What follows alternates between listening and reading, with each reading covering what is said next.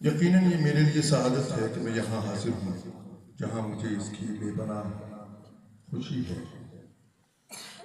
وہاں ایک دل کی بات بھی عرض کرنا چاہتا ہوں، اور وہ یہ ہے کہ ہم سب جانتے ہیں کہ ہم اس وقت کسی چودھری کے ڈیرے پہ نہیں بیٹھے، بلکہ اللہ کے گھر میں اس کے حبیب کا میلاد منا رہے ہیں۔ حضرات محترم، مجھے بہت زیادہ خوشی ہوتی اگر میں یہ دیکھتا کہ یہاں پر بیٹھے ہوئے تمام نوجوانوں بچوں کے سروں پر عمامہ یا ٹوپی کا مسکن ضرور ہے۔ دیکھیے، ہر مجلس میں آنے کے کچھ آداب ہوتے ہیں، اور یہ تو ہمارا عقیدہ ہے کہ حضور علیہ الصلوۃ والسلام اللہ کے آخری نبی سچے رسول ہیں، اور ہم اہل سنت ہیں۔ ہمارا یہ عقیدہ ہے کہ حضور علیہ الصلوۃ والسلام اپنی ہر مجلس میں روحانی طور پر جلوہ افروز ہوتے ہیں۔ ہمارے نبی ہمیں دیکھ بھی رہے ہیں اور سن بھی رہے ہیں، تو اگر ہمیں یہ یقین ہے کہ ہمارے نبی علیہ الصلوۃ والسلام ہمیں دیکھ رہے ہیں، تو ہمیں پھر اسی ڈیکورم کے ساتھ ان کی محفل میں حاضر ہونا چاہیے۔ دیکھیے، میں گھر سے چلا، میں نے باقاعدہ غسل کیا، صاف ستھرے کپڑے پہنے، اور گھر سے درود و سلام پڑھتا ہوا نکلا، اس لیے کہ میں جانتا تھا کہ میں اپنے سیدی کی بارگاہ میں ان کے میلاد کی محفل میں حاضر ہو رہا ہوں۔ تو میری آپ سے بھی یہ گزارش ہے کہ جب گھروں سے نکلا کریں، اور پھر ترمذی شریف کی وہ حدیث مجھے اس وقت یاد آ رہی ہے کہ جب حضور علیہ الصلوۃ والسلام 10,000 صحابہ کبار کے ہمراہ فتح مکہ کے موقع پر جب حدود حرم میں داخل ہوئے، تو حضور نے اپنے صحابی حضرت عبداللہ بن رواحہ کو بلایا، اور حضور نے فرمایا کہ رواحہ، تم مجھ سے آگے چلو اور میری نعتیں پڑھو اونچی آواز میں۔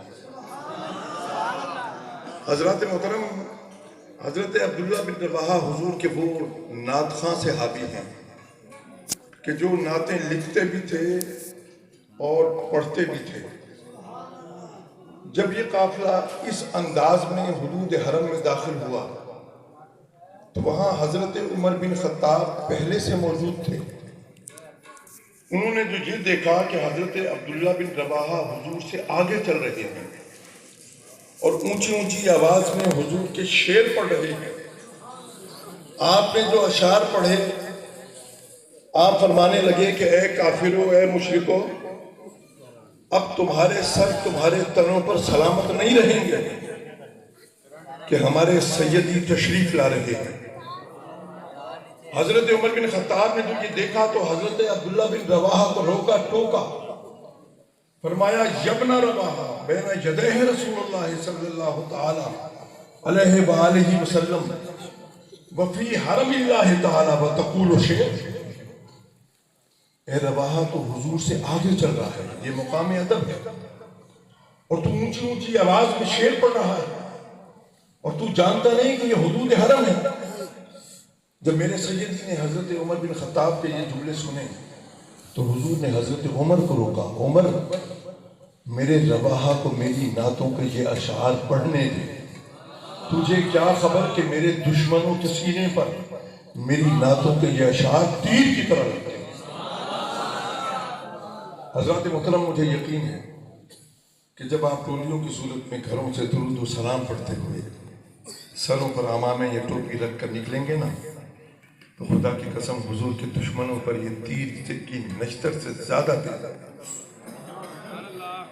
حضرات محترم، حضور کی محفل میلاد پاک میں ہماری حاضری ہے، اور یہ وقت بڑا عجیب وقت ہے کہ ان محافل پر لوگ اعتراض کرتے ہیں اور کہتے ہیں کہ جناب یہ محافل آپ منعقد کرتے ہیں یہ بدعت ہے، اس لیے کہ آپ ہمیں قرآن میں دکھائیں کہ اللہ تبارک و تعالیٰ نے کہاں فرمایا کہ تم میرے محبوب کا میلاد کرو، یا صحابہ کبار نے اس طرح کی مجلسیں کب کی ہیں؟ اگر رب کائنات نے کلام پاک میں فرمایا ہو تو ہم ضرور کریں گے۔ صحابہ کی زندگیوں سے آپ ڈھونڈ کر دکھائیں تو میں عرض کروں گا کہ اس کا کافی و شافی جواب ہمارے علماء کرام دیتے رہے ہیں۔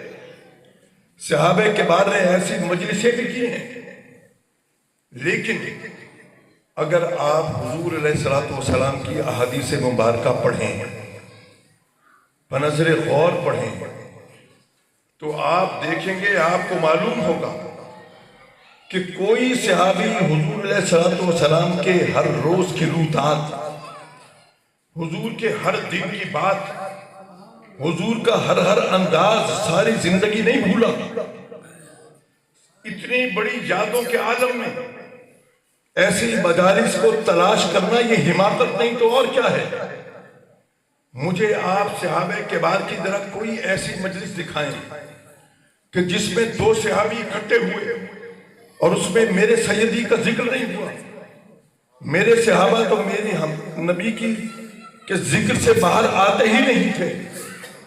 صحابہ کبار کو ان مجلسوں کی ضرورت نہیں تھی۔ یہ تو آج ہمیں یاد دلانا پڑتا ہے، سٹیج لگانے پڑتے ہیں، بوہے دروازے کھٹکھٹانے پڑتے ہیں، اشتہار بنوانے پڑتے ہیں، پیرا فلیکس لگانے پڑتے ہیں، یہ جھنڈیاں قمقمے لگانے پڑتے ہیں، لاؤڈ سپیکر لگانے پڑتے ہیں، لوگوں کو بلانا پڑتا ہے کہ سارا سال جہاں ہم رب کائنات کی عبادت سے غفلت برتتے رہے، ہم اس کے احکامات سے روگردانی کرتے رہے، ہم اپنے پیارے نبی علیہ السلام کی سنتوں اور اداؤں کو بھولے رکھے۔ حضرات محترم، یہ تو آج ہمیں یاد دلانا پڑتا ہے کہ دوستو آؤ اللہ کے نبی کے نام پر مجلسیں سجاتے ہیں، ان کا ذکر کرتے ہیں۔ یہ ہماری ضرورت ہے، صحابہ کبار کی ضرورت نہیں تھی۔ وہ کون سا صحابی ہے کہ جس کو حضور سے محبت نہیں تھی؟ حضرات محترم، آج یہ اعتراض کرنے والے کیا صحابہ کبار سے مقابلے کرتے ہیں؟ کہتے ہیں کہ تم یہ اتنی دیگیں پکواتے ہو، یہ لنگر پکواتے ہو، ہمیں دکھاؤ کہ صحابہ کبار نے کب یہ لنگر پکوائے تھے اور اس طرح تقسیم کیے تھے۔ میں عرض کروں گا کہ انہیں شرم نہیں آتی؟ یہ صحابہ کبار کی غربتوں کا گویا مذاق اڑاتے ہیں۔ معاذ اللہ، صحابہ کبار کیا تھے؟ ان کی حضور سے محبت کا عالم کیا تھا؟ ایک صحابی رسول کا دسترخوان ان کے سامنے بچھایا گیا، ان کے اہل خانہ بیٹھے ہیں، بچے ان کی اہلیہ بیٹھی ہیں، جو کھانے میں ڈش لائی گئی وہ کدو شریف کی ڈش تھی۔ حدیث میں آتا ہے وہ صحابی رسول صلی اللہ علیہ وسلم کدو شریف اتنی رغبت سے کھانے لگے جیسے آسمان سے من و سلوہ اترا ہو۔ ساتھ میں فرمانے لگے کہ یہ غذا اللہ کے محبوب کو بڑی پسند تھی۔ ساتھ میں ایک ان کا چھوٹا بچہ بیٹھا تھا، اس کی زبان سے یہ جملہ نکلا، لیکن ابا جان مجھے تو یہ غذا بالکل پسند نہیں۔ صحابی رسول کی محبت کا حضور سے اندازہ کیجئے۔ کھانے سے ہاتھ کھینچ لیا، کھڑے ہو گئے، تلوار بے نیام کی کہ ابھی اس گستاخ کا میں سر قلم کرتا ہوں۔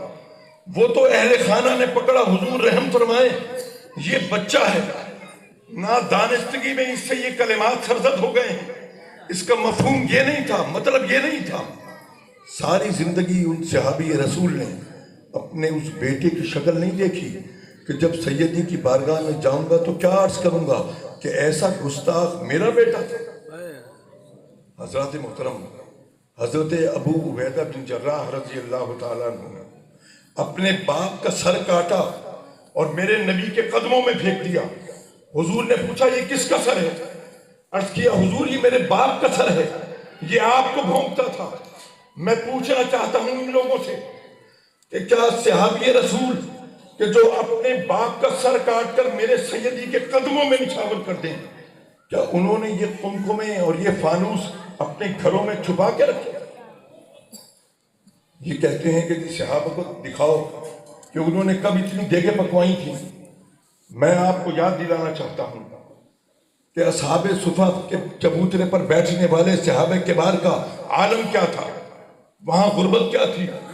ارے میرے نبی علیہ السلام کے گھر تو مہینوں چولہا نہیں جلتا تھا، اپنے شکم اقدس پر آپ پتھر باندھ کے رکھتے تھے۔ یہ اصحاب صفا پر بیٹھنے والے چبوترے، اس پر بیٹھنے والے صحابہ کبار سیدنا صدیق اکبر گزرتے ہیں تو ان کو گھور کے دیکھتے ہیں، شاید رب کی طرف سے کچھ کھانے کو مل جائے۔ حضرت عمر بن خطاب گزرتے ہیں، ان کو یوں تکتے ہیں، شاید رب کی طرف سے کچھ کھانے کو آ جائے، کچھ من و سلوہ اتر آئے۔